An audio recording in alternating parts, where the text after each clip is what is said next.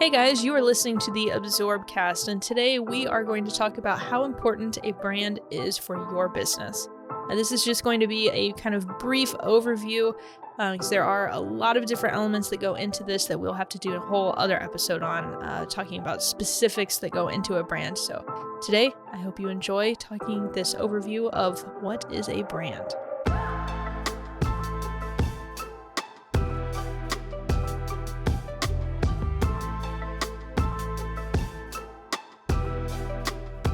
So branding.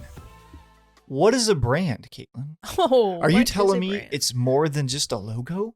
It is definitely more than just a logo. Logo is like the least important part of your brand. Are you kidding me? No, that's the first thing and the only thing you need for your business.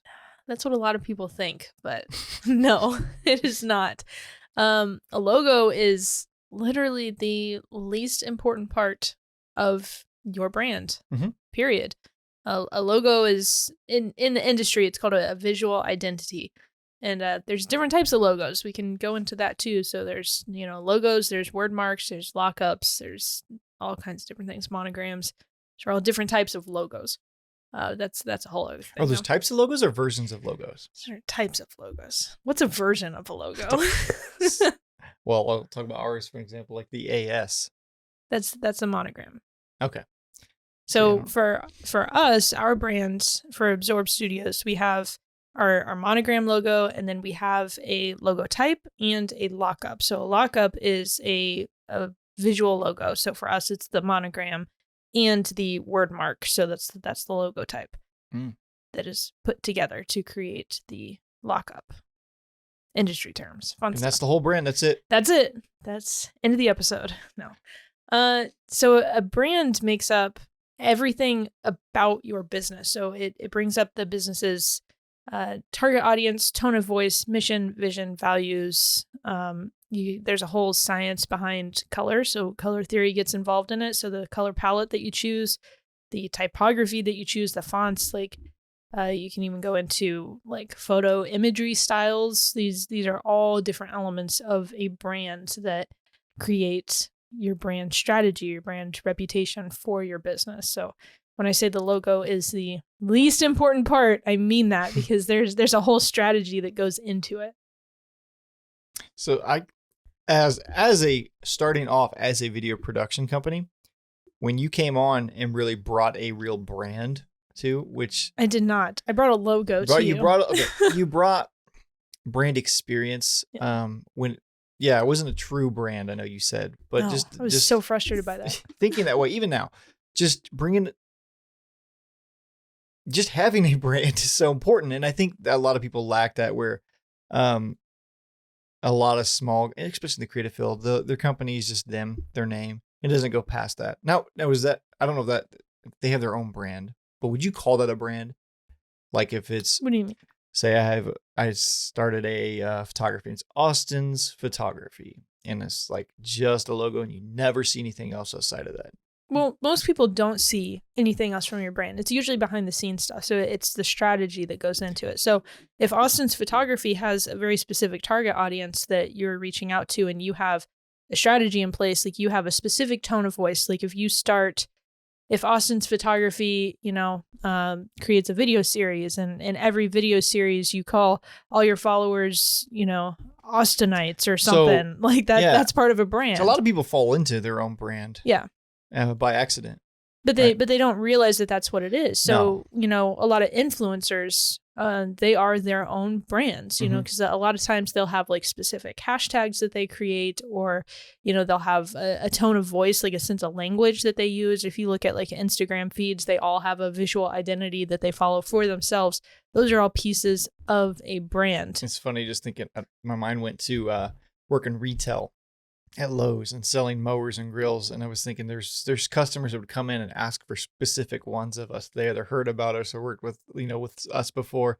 And I thought it was kind of funny because I was thinking that like where we kind of were our own little brands of characters in Lowe's, like you individually. Yeah, no, me. Yeah, is that what you're saying? Not very many people ask for me, but I'm saying there's people who'd come in and ask like, "Hey, is so and so here?" When like I could just as much help them in any way, but they want to work with this, that old school, old town mindset. It's like, I wonder if those were the original influencers back in the day. It was the old shopkeepers like, I want to talk to who, well, car dealers. That's a thing. They'll only work with certain car dealers. That's my grandpa is a car dealer. Shout out Greg Heimer. Modern day influencer. Yeah, he is. He's becoming a modern day influencer. My grandpa is. Oh, he did. Yeah, he does his own YouTube channel. He does. Yeah. Smoking meat with Papaw. But Shout out to that. Yeah, smoking meat with Papaw. Look it up. If you like smoking meat. So, my grandpa, like he works at a car dealership in his hometown in Indiana here, and he recently retired, but he had so many people that wanted to work with him specifically that his dealership asked him to work from home and only come in for consultations for the people that refuse to work with anyone else outside of him. That is a brand. Like my grandpa has his own identity. Your character can be your own brand. Yeah. Your personality and character. And that's what influencers are. They take their character and personality and associate it with a product or service. Yep. They market themselves as a brand, which that's a thing. I mean, influencer marketing is a whole industry in itself. But when we're talking about businesses specifically, within a brand, let's go back to the roots of Absorb Productions. So at what point did you know that you needed, a brand or a logo? We'll start there. Everyone knows they need a logo to have a business, or it's not a business, right? True. I don't remember when I came to you with the logo, but to go back to what I was saying when I was talking about brand, for me back then, when I seen you branding out our invoices, our proposals and all that, that's when it really it took us up a whole level just by having things branded, made us look, and we got compliments right off the bat. We did, yeah. You had clients ask you to make them proposals because they liked ours so much. It's true. And I swear, putting time into your proposals is something that I don't know what it is, but just having that feels so legit and it feels so much more professional, and just branding your proposal too.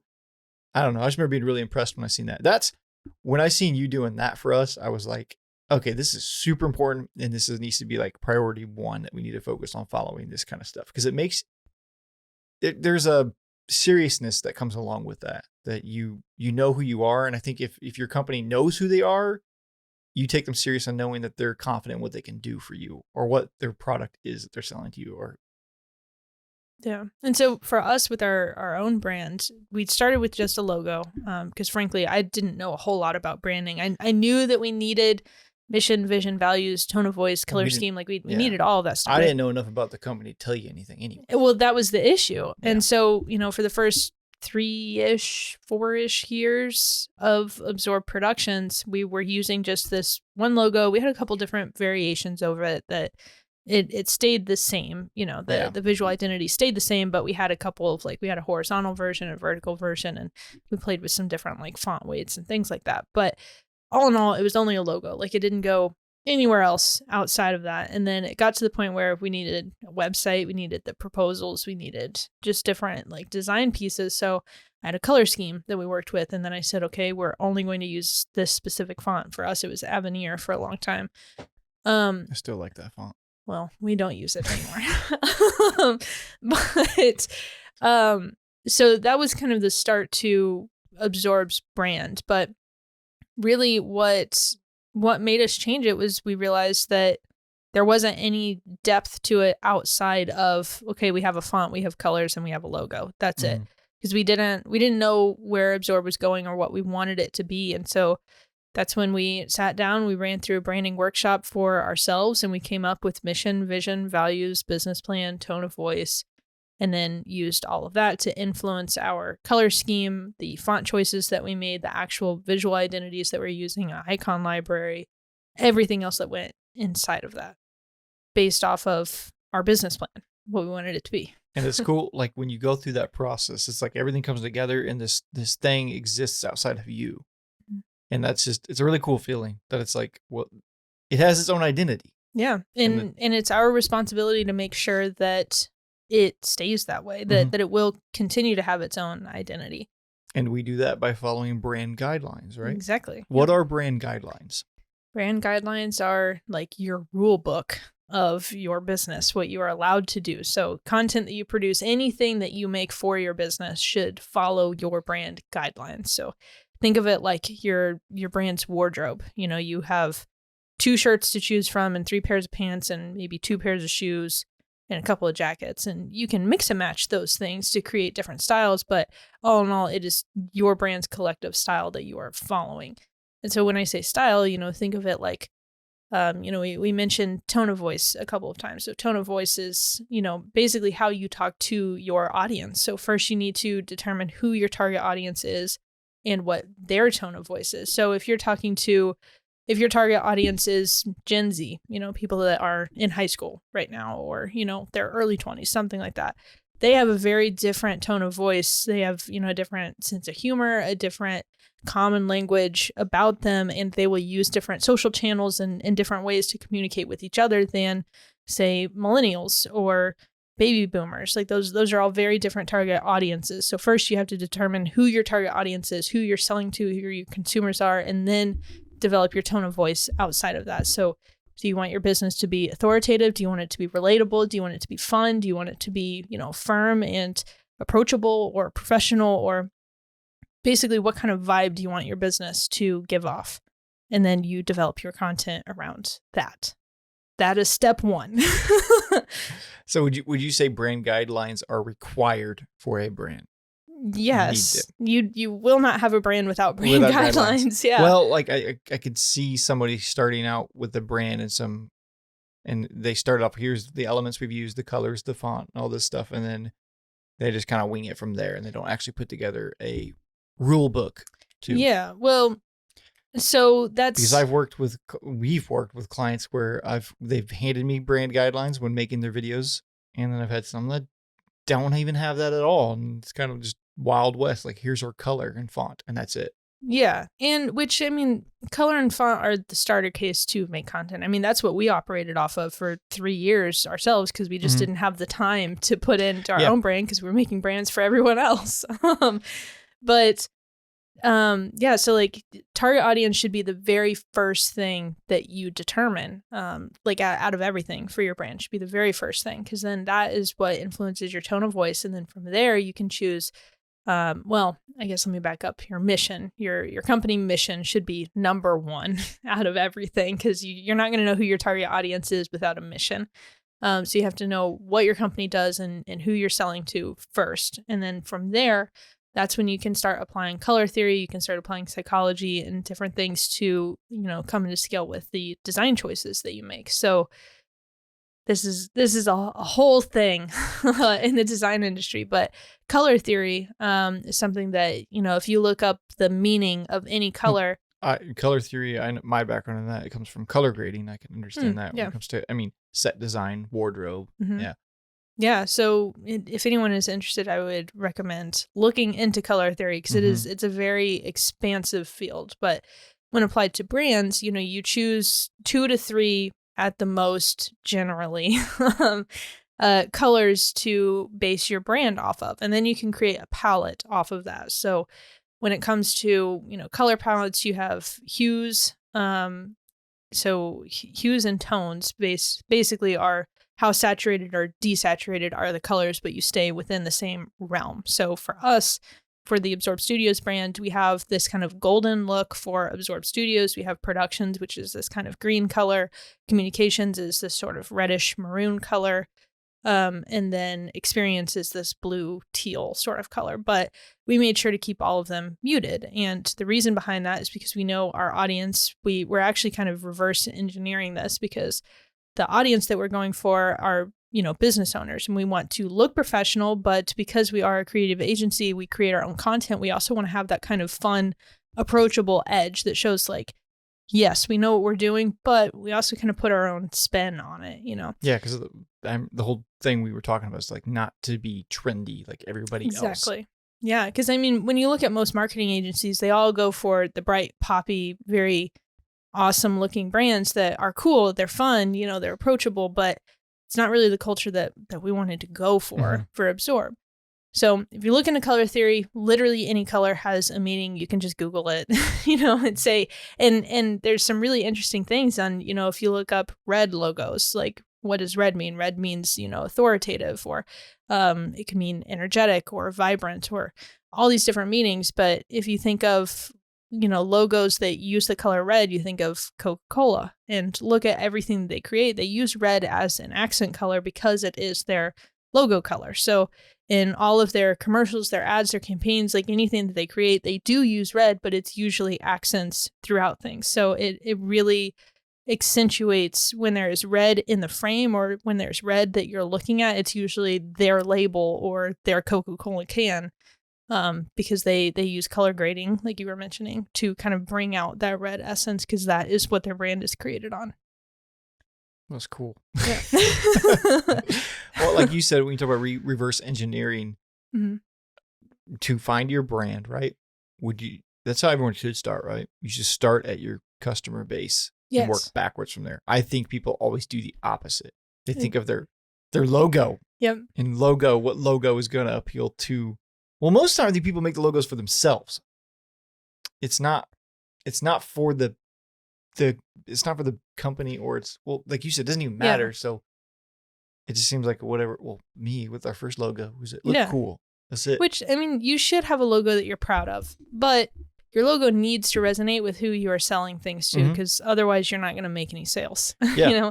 If you create a logo, like just as an example, if your target audience is, I don't know, caregivers of elderly people or something, your logo should look very different from like a preschool or, or a full throttle energy drink with flames. Yeah. Or a dog groomer. Yeah. Like these are all very different things. And your logo, just because you like the color purple, does not mean that your brand should be purple. Yeah.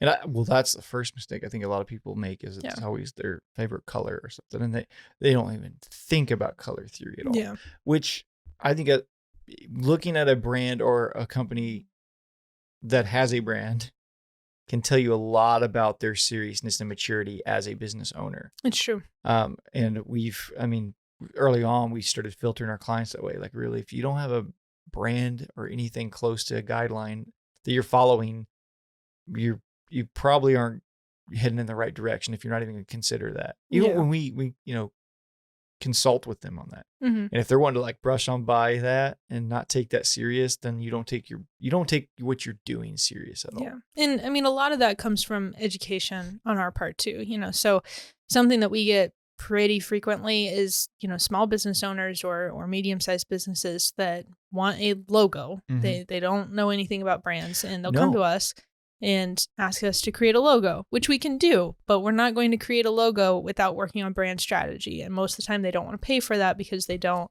understand it. They don't pay see $50 for a Fiverr logo or something. Yeah. Which, that's okay in some cases, like if you own like a drop shipping company or something that like you really don't need a logo, if you just want to have something to put on an invoice or something, then okay. Or like a trucking company or, something along those that lines. Makes sense. Like you don't always need it for every single industry, but I would say 98% of the businesses out there should have a brand. So I think what we see and hear, and this is what I think a lot of people are thinking too, when they hear brand, they think of a logo. And when they think their logo is the brand, or when they say branding, something is just slapping a logo on it. Like I don't know. I think it's more common for people to not even know the word brand at all. Yeah. They know the word logo. No one knows what that is, though. I think they think of what brand of cereal. Like they just, brands. It's the only time they probably use it. But even that, I mean, when you think of, I feel like something that's common is people to say name brand or off brand. And what's the separating value there between a name brand and an off brand or a store brand? Price. Usually, right? Visual identity. I mean, if you were to compare Kraft mac and cheese to, the generic mac and cheese or whatever, those boxes are going to look similar, but the Kraft is going to look better. Yeah.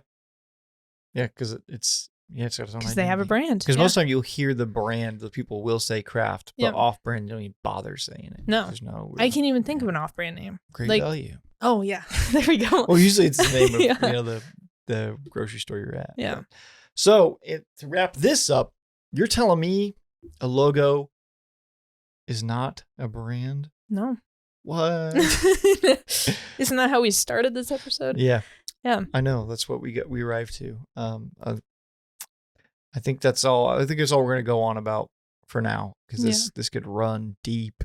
But Good. it is. There is a whole science behind every piece inside of a brand, and this way you should have a brand designer, or at the very minimum, a graphic designer that knows about branding to help you walk through these things. I think any startup should look at that first. Oh, absolutely. If you're a startup, especially if you have funding and you're looking to build out, an entire organization based off of your company, you need to have a brand, because a brand for big companies even goes as far as, creating your internal team values and your team culture, your company culture is all centered around the brand as well. We didn't even touch on that at all. Yeah.